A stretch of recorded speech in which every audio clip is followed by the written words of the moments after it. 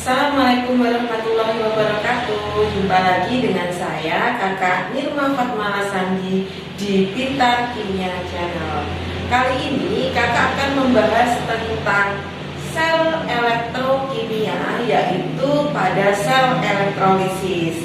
Minggu lalu kakak sudah menjelaskan ya tentang sel volta. Sekarang kakak akan menjelaskan tentang sel elektrolisis. Sebenarnya kedua sel ini, antara sel volta dan sel elektrolisis, itu persamaannya kedua-duanya itu memiliki elektrode, yaitu katode dan anode, serta memiliki larutan elektrolit. Tetapi sel elektrolisis itu ternyata juga memiliki perbedaan sendiri.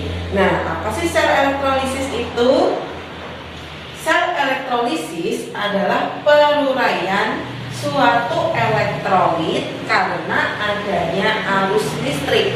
Jadi, kalau sel elektrolit itu memerlukan arus listrik ya di sini, karena peruraian suatu elektrolit itu terjadi karena adanya arus listrik. Jadi di sel elektrolisis itu memerlukan arus listrik. Contohnya apa? Memerlukan baterai. Nah, itu termasuk ciri-ciri dari sel elektrolisis. Kemudian contoh sel elektrolisis dalam kehidupan sehari-hari itu sebenarnya sering kita jumpai loh. Apa? Yaitu penyepuhan logam. Penyepuhan logam itu adalah pelapisan logam dengan logam lain supaya tidak mudah berkarat. Jadi peristiwa elektrolisis itu sering kita jumpai, yaitu pada penyepuhan logam. Penyepuhan logam itu misalkan terjadi pada garpu, sendok, pisau, itu adalah hasil dari penyepuhan logam.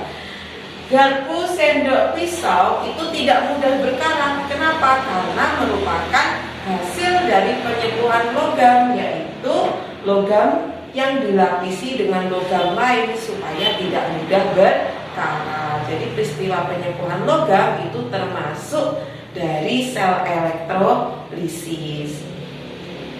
Rangkaian dari sel elektrolisis. Apa sih rangkaian sel elektrolisis? Sel volta pun juga memiliki rangkaian.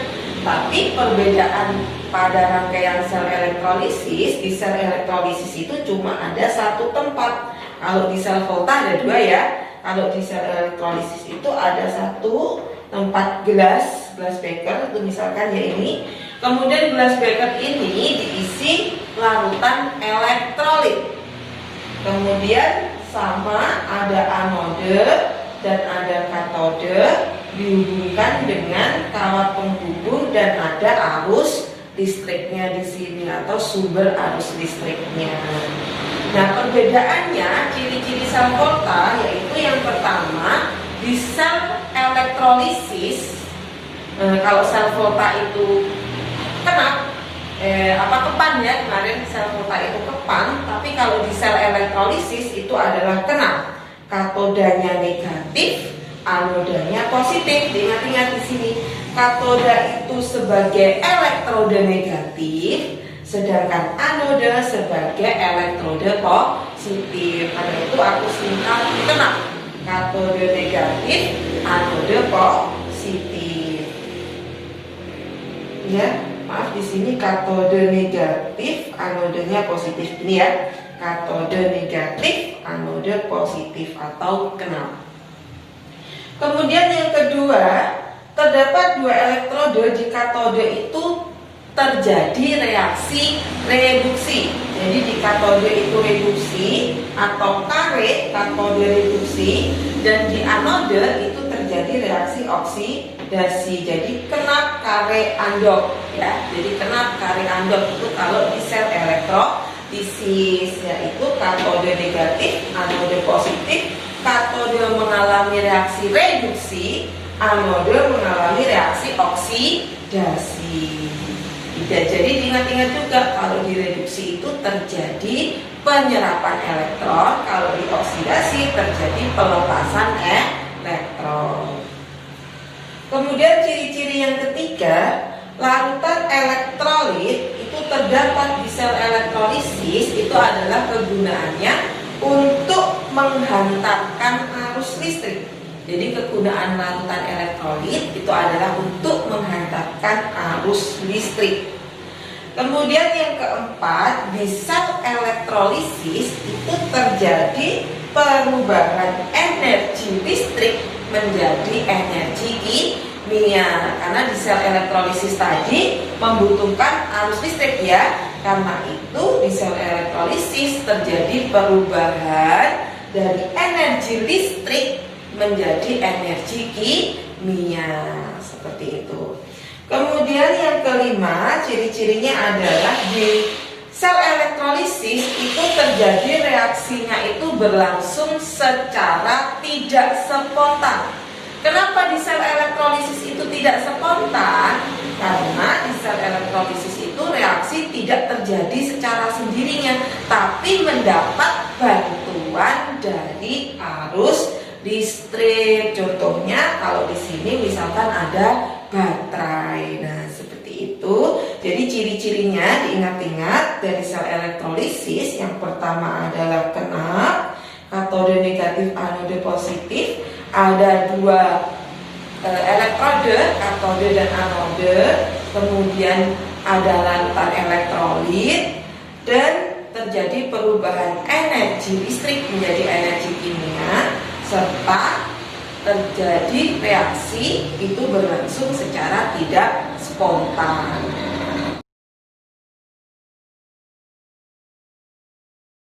Di sel elektrolisis ternyata juga terdapat reaksi selnya. Nah, untuk di sel elektrolisis reaksi selnya bagaimana ya? Spesies yang bereaksi pada sel elektrolisis itu bisa berupa kation, bisa berupa anion, bisa berupa air atau elektrodenya.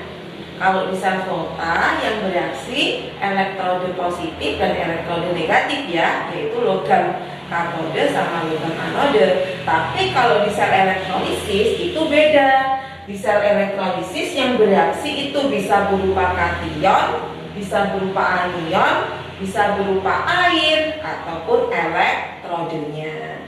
Nah, sebelum kita masuk ke reaksi sel elektrolisis, kita harus bisa menentukan mana sih kation, mana sih anion.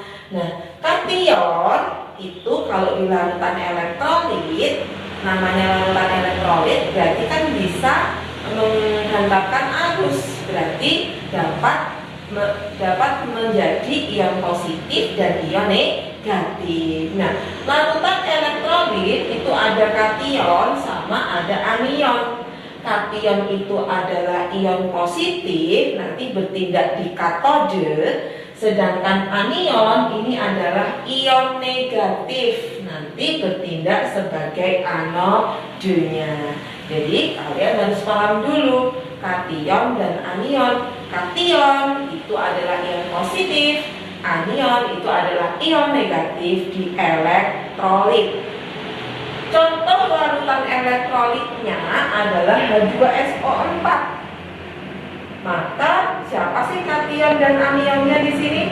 H2SO4 kalau diionisasikan menjadi 2H plus AQ atau larutan ya di sini menjadi SO4.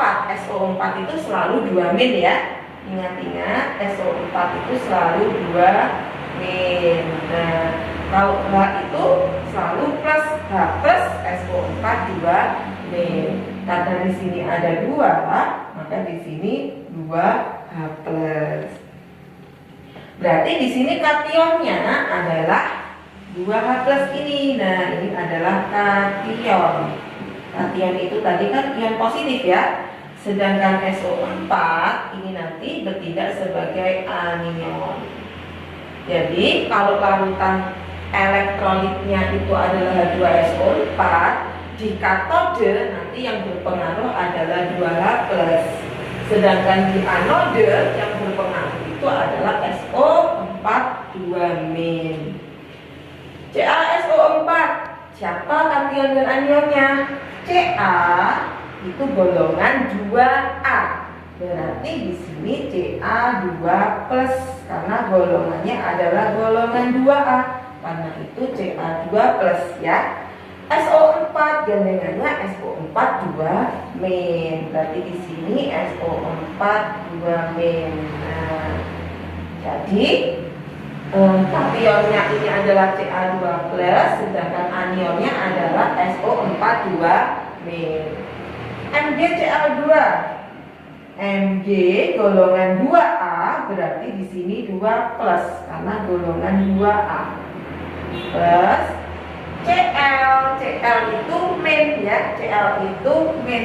Di ionisasi Cl itu tandanya adalah min. Nah, seperti ini Cl min. Mg golongan 2A karena itu Mg 2+. Karena Cl-nya ada 2, karena itu di sini harus 2 Cl. Nah, seperti ini ya. Tandanya adalah Aq karena berupa larutan. Elektrolit ini berupa larutan, jadi di sini tandanya adalah Aq karena berupa larutan ya, tidak ada yang berupa padatan. Kemudian BaCl2.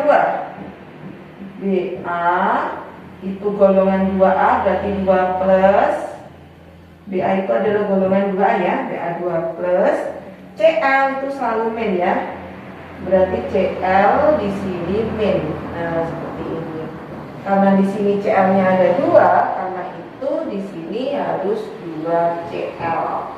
Nah, berarti kationnya adalah Ba2+, anionnya 2 Cl min.